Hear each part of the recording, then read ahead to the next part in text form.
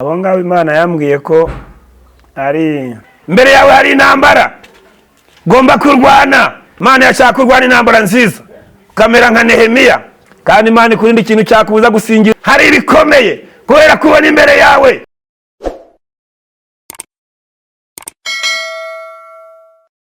Twongeye kubasuhuza kandi turabashimira uburyo mudukurikira. Mwebwe mwese mukurikira izi channel, Imana nibaho umugisha, Imana nibarinde, Imana ibakomeze, Imana ibayobore ibihe byose. Abatuye mu Rwanda, abatuye muri diaspora ahatandukanye mu bihugu bitandukanye muri Afurika, Imana nibaho umugisha. Rero mwebwe mwese mwakanze subscribe kuri izi channel, kandi n'abatari bayikanda mukande subscribe kugira ngo tujye tubana muri ibi biganiro. Turabashimira rero muri iki gitondo tugiriwe umugisha no kubana n'umukozi w'Imana, umupasiteri, umuvugabutumwa ukomeye cyane. Imana yahaye ibyaye kugira ngo yamamaze ubutumwa bwiza. Mudukurikire rero kuri izo channel kugira ngo tujye tubana. Reka tumusuze rero tumwakire, twakira n'abadukurikira mwebwe mwese. Reka tumwakire muri mwanya muri iki gitondo cy'icyumweru. Yesu nashimwe mukozi w'Imana. Yesu nahimbazwe. Mwari mumeze mute? Tumeze neza, turashima Imana. Kwa tumaze iminsi tudakora umurimo w'Imana, tutavuga iby'Imana, ariko iki gitondo tugira umugisha no kugira ngo tuvuge ijambo ry'Imana. Mumeze mute? Amakuru y'ijuru bimeze bite? Amakuru y'ijuru ni meza. Imana iracyarimo kudutuma mu murimo, kandi iracyari gushaka ko abantu bayizera. Yego. Pasiteri, urebye muri iki gihe mu minsi, Bibiliya avuga ngo mu minsi imeruka ngo hazabaho ibihe birushya. Iyo urebye ubuhanuzi cyangwa ivugabutumwa mu bihe turi kujyamo, ubona ko ivugabutumwa hari igihe rizarangira cyangwa ubuhanuzi bukarangira bitewe n'uko abantu bamaze kumenyera iby'Imana. Ko wenda nk'urugero ubona ko hari insengero bidagishoboka guhanura ngo Imana iravuze. Pasiteri, nkawe ufite urusengero nawe ubwawe, birashoboka ko uzahagarika ubuhanuzi cyangwa uremeza, cyangwa mbese urumva ko ibyo n'abandi bakora ubuhanuzi bakabuhagarika nawe wazabikora? Urabivuga iki mukozi w'Imana? Hanyuma kuri icyo ngicyo nyine hari ijambo ry'Imana dusanga mu rwandiko Pawulo yandikiye Timoteyo, urwandiko rwa 2 igice cya 3, avuga ko mu minsi y'imperuka hazabaho ibihe birushya. Abantu bazaba bikunda, bakunda impiya, batumvira, byigenge, bishushanya, kandi ngo aho gukunda Imana bazaba bakunda ibibanezeza. Rero ibyo ngibyo kuvuga byo bijyanye n'ibihe by'iminsi y'imperuka naho ngaho biri, ariko umutwe w'iryo jambo ryaho narimvuze muri Timoteyo igice cya 3, nyine Timoteyo wa 2, haravuga ngo ubuhenebere bukomeye cyangwa se buteye ubwoba bwo mu minsi y'imperuka. Bigaragara rero yuko ibyo bintu birahari, ariko ye ntabwo ndi umwe mu barwanya ubushake bw'Imana ku isi, ahubwo ndi umwe mu bantu Imana ihagurukije kugira ngo nsohoze misiyo Imana yampaye gusohoza. Rero ntabwo giye nawe umwe mu babuza abantu guhanura, ntabwo byaba ari byo. None se pasiteri, nkawe ubwawe ababibuza mu rusengero, umuntu w'umuhanuzi ahagutse Imana iravuze, urabizi ko muri ADPR twagiraga umwuka w'Imana cyangwa ubuntu bw'Imana, Imana ikamanukira mu bantu bakavuga ati ngo Imana iravuze, ngo Imana igize gutya. None umuntu asigaye ahaguruka ngo agiye guhanura, bagahita bamucecekesha ngo hagarara, cyangwa bakamusohora ari abadiyakoni babikoze. None pasiteri, wowe ubwawe ubona ari byo bikwiriye muri iki gihe kugira ngo bacecekeshe Imana? Ndabizi ko baba bacecekesheje Imana kugira ngo abantu batumva. Yego, ibyo ngibyo hari ijambo rivuga ngo nta kizabuza ibigeragezo kubaho, ngo ariko ubizana azabona ishyano. Numva rero uwo muntu ucecekesha umuhanuzi ni umwe mu bantu barwanya umwuka w'Imana cyangwa barwanya ukuri kw'ijambo ry'Imana, kuko guhanura n'impano, kandi impano ziba zigomba gukora, kuko ndetse buriya ngo impano y'ubuhanuzi ni nziza kuruta izindi hari, kuko yungura itorero.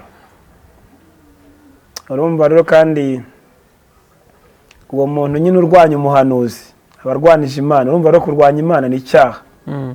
Bene abo ngabo bakora ibyo kenshi baba badasenga, cyangwa ijambo ry'Imana riba rike muri bo. Ashobora no kuba ari pasiteri wabikoze, ashobora no kuba ari umudiyakoni wabikoze akarwanya uwo muhanuzi, ariko abameze batyo bose ntabwo ari Imana bakurikiye. None pasa biterwa n'iki kugira ngo babe bahagarika ubuhanuzi buvugiye mu rusengero cyangwa bugiye guhanurwa? Biterwa n'iki? Abapasiteri bari kubiterwa n'iki? Ikibitera n'ubwoba. Bamwe babanga ko Imana yabavugaho, abandi nyine bafite ibindi batinya, ariko hari n'umwuka wa Antikristo, hari n'umwuka wa Satani uri kugendagenda aho hantu, rero bikaza kurangira rero abo bantu babarwanije. Kandi na Yesu baramurwanije. Nimba bararwanije umwami wacu usugira ngo nitwe bazareka? None pastor, niba hari ibyo bari gutinya abo bari guhagarika ubuhanuzi, abo bari kubitinya kugira ngo ibintu byabo bitajya hagaragara, siko bimeze? Yego. Niba barabasambanye kugira ngo badahanurirwa ngo bigaragare ko barabasambanye, yego, ari pasiteri. Yego. None abo bantu bayoboye ayo matorero bari kujyana ha matorero niba Imana itabishimira?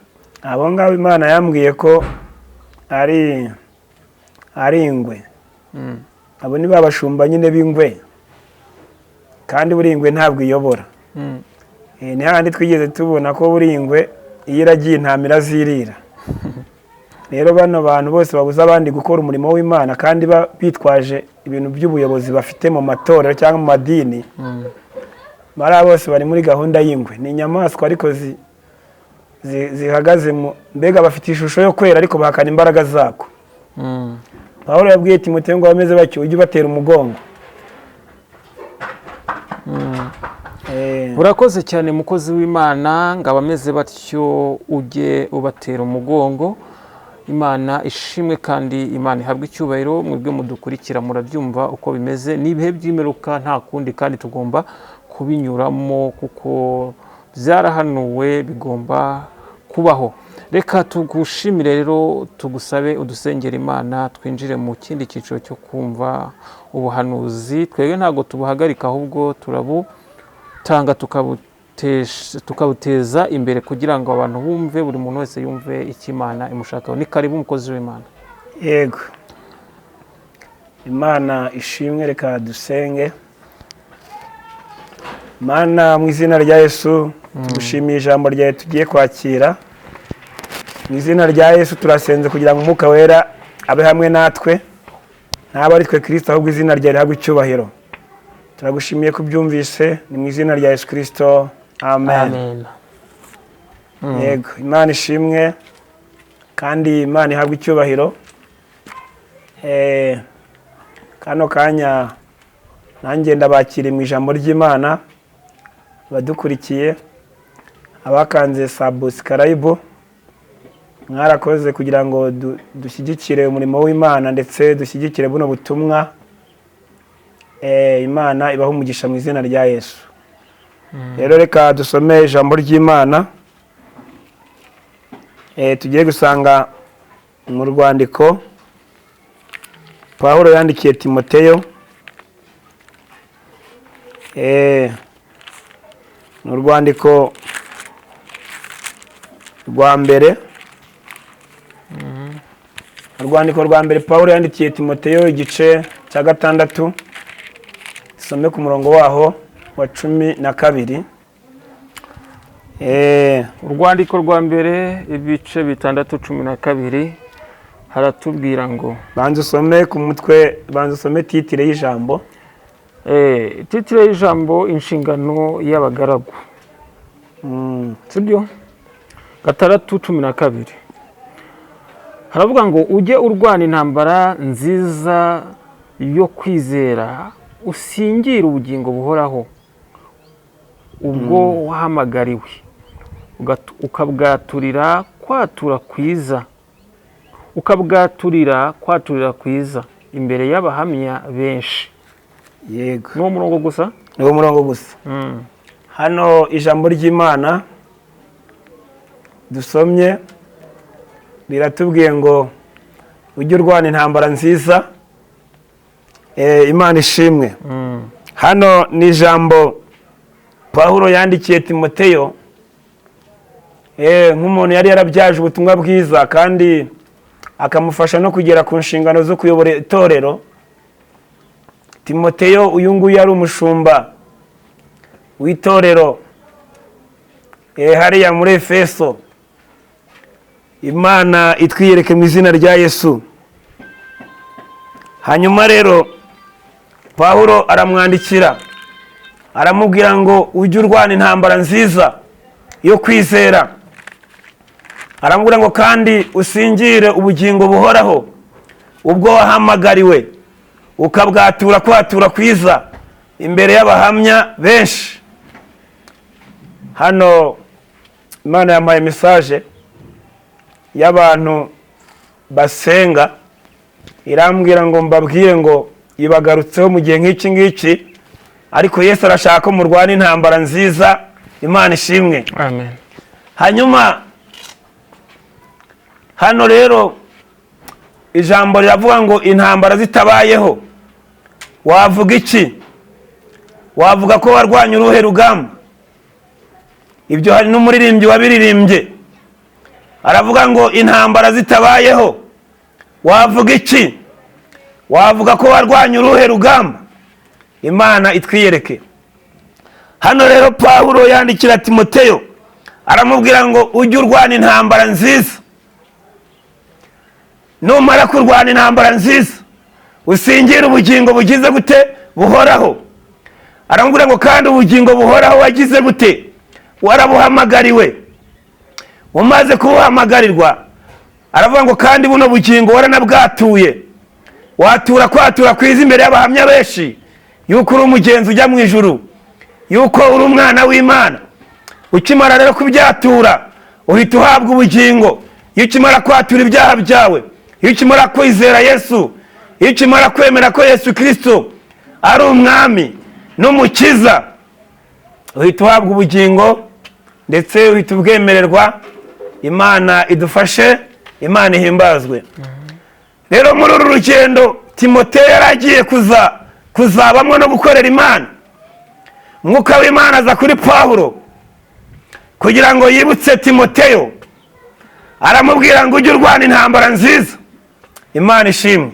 Amen. Rero hari kurwana intambara nziza yo kwizera. Hano rero turaza kubona intambara ni nyinshi. Hari intambara z'isi, hari intambara z'umuntu ku giti cye, hari intambara zo mu mutima zitagaragara, ariko izo zose ni iki? Ni intambara. Hari intambara z'isi usanga abantu barwanira ibihugu, barwanira umutekano, barwanira amabizinesi n'ibindi. Ibyo byose ni intambara z'iki? Ni intambara z'isi. Imana idufashe cyane. Ariko hano izi ntambara z'isi zirarangira, abantu barazirwana zikarangira, ndetse n'abazirwanaga bakagira gute? Bakarangira. Imana idufashe. Hano rero Pawulo abwira Timoteyo ngo ujye urwana intambara nziza yo kugira gute? Yo kwizera. Nurangiza usingira ubugingo bugize gute? Buhoraho. Rero iyo warwanye intambara nziza yo kwizera, ukayirwana ugendanye na Kristo, ukayirwana ugendanye n'Imana, ukayirwana wizera Yesu, iyi ntambara ku iherezo ryayo hari ubugingo bw'iki? Hari ubugingo bw'iteka. Imana ishimwe. Iyi ntambara nziza yo kwizera ku iherezo ryayo hari ubugingo bw'iteka. Ariko izi ntambara zindi abantu barwana zo zizarangira, ndetse n'abazirwana bagire gute? Barangire. Ariko iyi ntambara nziza yo kwizera hahirwa barimo kwirwana. Imana idufashe cyane.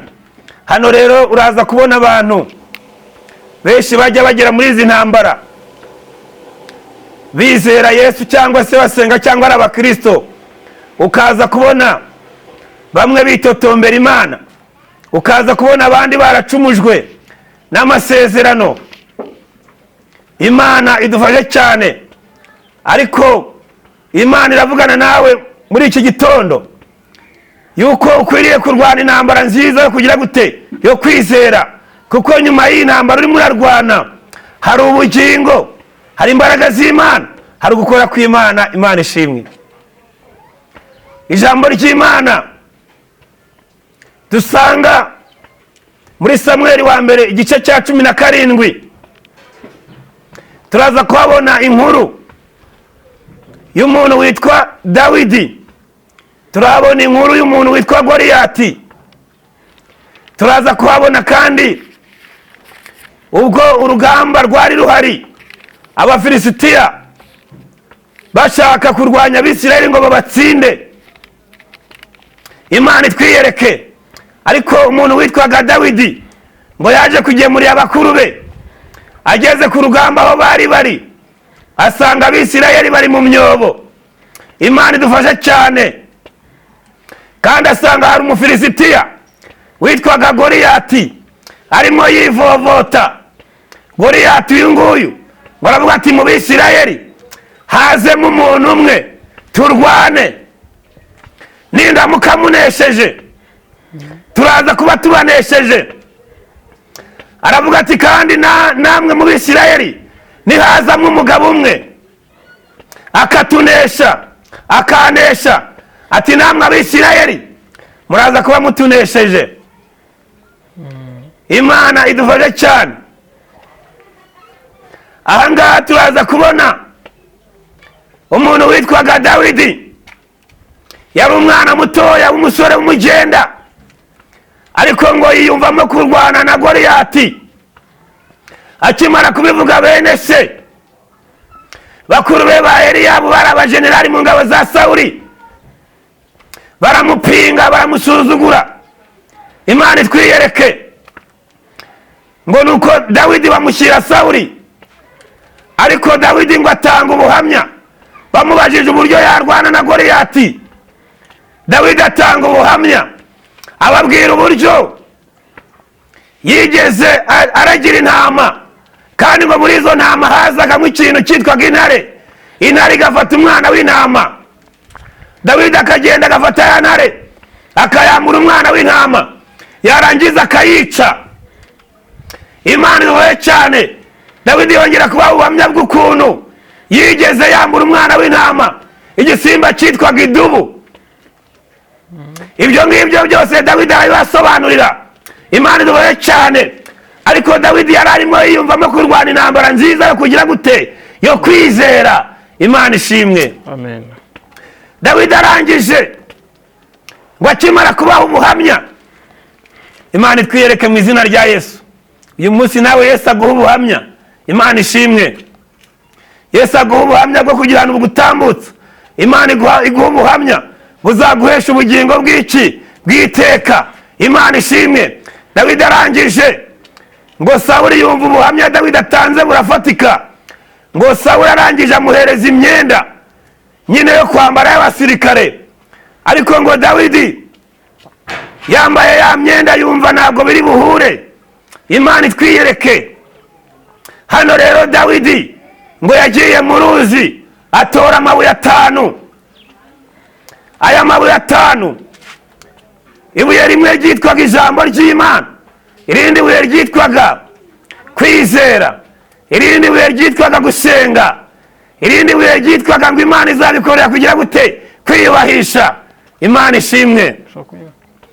Hano rero ijambo ry'Imana riratwereka iki gihe Dawidi ntabwo byari byoroshye cyane, rwari urugamba rukomeye kujya kurwana na Goliyati. Ntabwo byari ibintu byoroshye, ariko Dawidi kuko yari afite kwizera, yari afite kurwana intambara nziza yo kwizera, yiyumvamo ko agomba kuzica nde, Goliyati. Imana itwiyereke. Umunsi umwe rero ngo bajya guhura, ajya guhura na Goliyati. Goliyati ngo aramubwira ati sha Dawidi, unteranye inkoni, wagize ngo ndimbwa. Ariko Dawidi nawe abwira Goliyati ati unteranye icumu n'agacumu, atari ku uyu munsi ndakwica, mubagira ibisiga, ati kandi ndaza kugaburira ibisiga byo mu kirere intumbi z'Abafilisitiya. Imana iduhore cyane. Goliyati ngo ararebera yibaza ibyako kana, Imana itwiyereke. Ariko ngo Dawidi ateye ryabuye, yagenda ngo rikotora wa Mufilisitiya mu gahanga, Mufilisitiya yikubita hasi. Imana itwiyereke. Aho ngaho ngo Dawidi yaramusimbukiye, arangije ngo aramwica. Imana itwiyereke. Hano Abafilisitiya barirutse, Abisirayeli babirukaho, ariko harimo ikintu cyitwa kurwana intambara nziza yo kwizera. Kandi ino yari intambara yo kurwanira igihugu, ino yari intambara yo kurwanira umutekano. Imana itwiyereke. Ariko hano Yesu yabanye na Dawidi arwanira igihugu cyabo, kubera ko Dawidi yashaka kurwana intambara nziza yo kwizera. Amen. Imana idufashe cyane. Hano rero ngo intambara zitabayeho wavuga iki? Wavuga ko warwanya uruhe rugamba? Imana itwiyereke. Imbere yawe hari intambara gomba kurwana, imbere yawe hari intambara gomba gucamo, ariko Imana irashaka kuzicamo ukanesha. Imana ishimwe. Kandi nyuma y'izo ntambara hari ubuhamya. Imana ishimwe. Ariko turimo turavuga kurwana intambara nziza yo kwizera. Nyuma yo kurwana intambara nziza yo kwizera ngo hari ugusingira ubugingo bw'iteka. Imana itwiyereke. Hano rero reka dusome ijambo ry'Imana. Tugiye gusanga muri Nehemiya igice cya 6, dusome ku murongo wa 3. Nehemiya igice cya 6. Nehemiya igice cya 6 umurongo wa 3. Nehemiya 6 umurongo wa 3 haratubwira ngo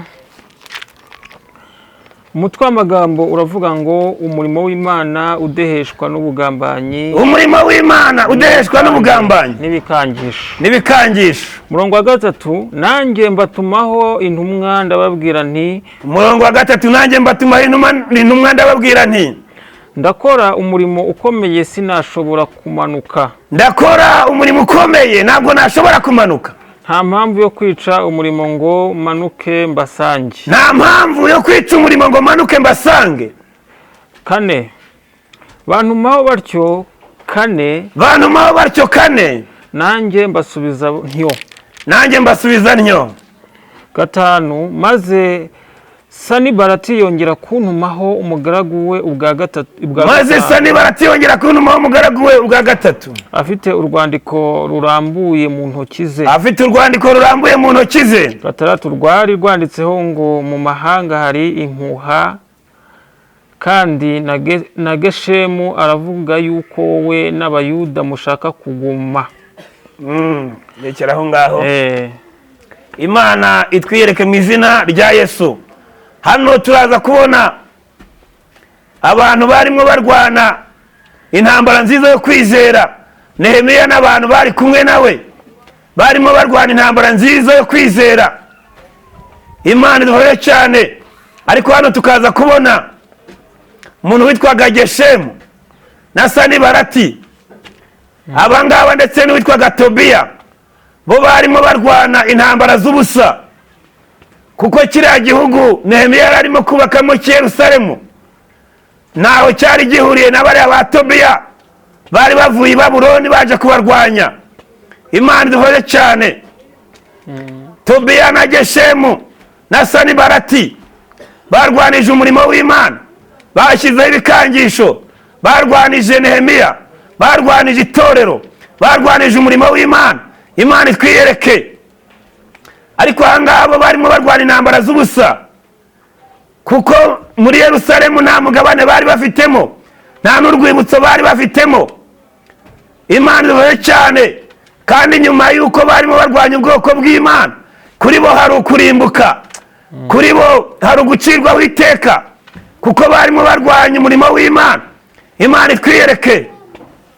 Hano turabona Nehemiya nawe arwana intambara nziza yo kwizera. Arababwira ngo ntabwo namanuka ngo mbasange, ngo kubera ko ndakora umurimo w'Imana ugize gute ukomeye.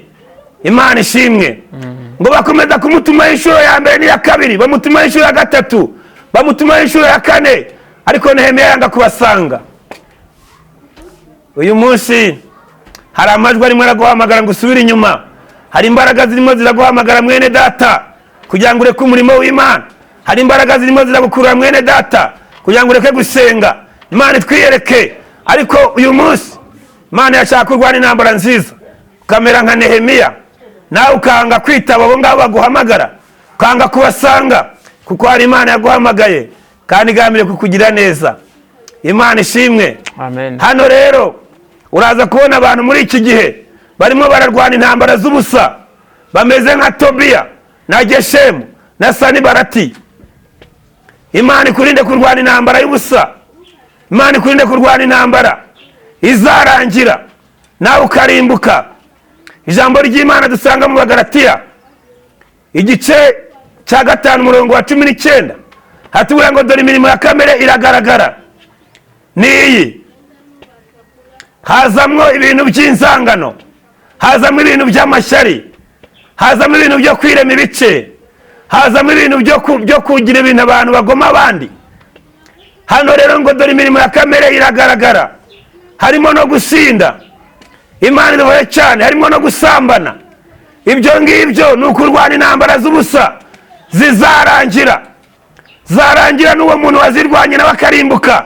Imana ikurinde kurwana intambara z'ubusa zizashiraho. Nyuma yazo nawe ukagira gute? Nawe ugakurwaho ukarimbuka. Imana ikwereke mu izina rya Yesu. Ariko ijambo ry'Imana Pawulo yandikira Timoteyo mu gice cya 6 ku murongo wa 12 aramubwira ngo ujye urwana intambara nziza yo kwizera. Nurangiza usingira ubugingo bugize gute buhoraho, ubwo wahamagariwe ukabwatura kwatura kwiza imbere y'abahamya benshi. Imbere yawe hari abahamya bazi kuri umukristo, hari abahamya bazi kuri umugenzi ujya mu ijuru, hari abahamya bakubonye ukizwa. Imana ishimwe. Ngo nukorera ujye urwana intambara nziza yo kwizera. Ariko hari ibintu tugomba gusingira muri Kristo, harimo n'ubugingo bw'iteka. Amen. Imana ishimwe. Kandi Imana ikurinde ikintu cyakubuza gusingira umugisha wawe. Imana ikubuza ikintu cyakubuza. Imana ikurinde ikintu cyatuma utazabana na Yesu ubwo azabaje gutwara itorero. Imana idufashe. Reka dusome ijambo tugiye gusorezaho dusanga mu gitabo cy'Ingoma za 2 igice cya 20 umurongo wa 15. Igitabo cy'Ingoma za 2 igice cya 20 umurongo wa 15. Ujye usoma na titire. Ingoma ibice 20 umurongo wa 15. Umutwe wa titire uravuga ngo Abayuda baterwa n'Abamowabu, Yehoshafati afatwa n'ubwoba atakambira Uwiteka. Abayuda baterwa n'Abamowabu, baterwa n'ubwoba, ariko umwami witwaga Yehoshafati afatwa n'ubwoba atakambira Uwiteka. 15 haratubwira ngo 20:15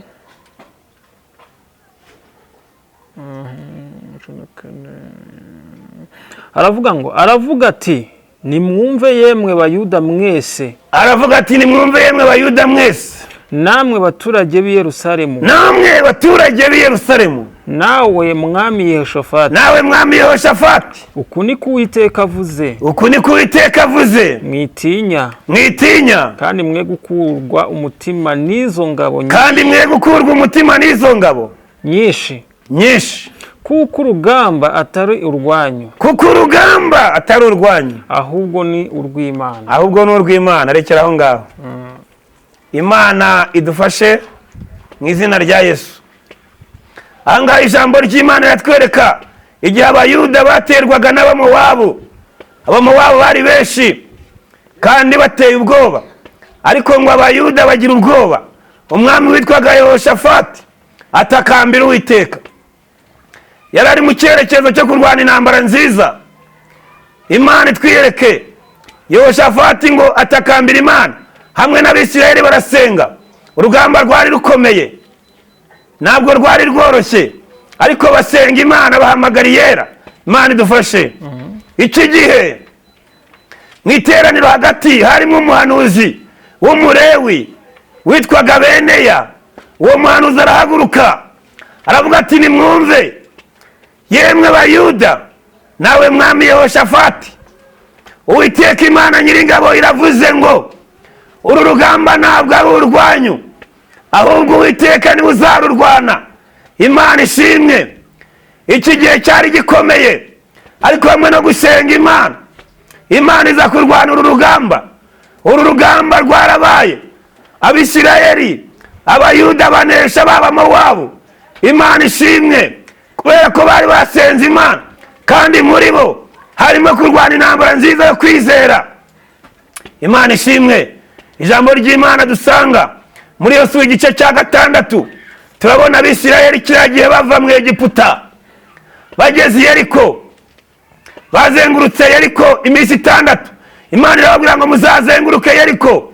Munsi wa mbere barazenguruka, munsi wa kabiri barazenguruka, munsi wa gatatu barazenguruka, munsi wa kane, munsi wa gatanu barazenguruka, munsi wa gatandatu.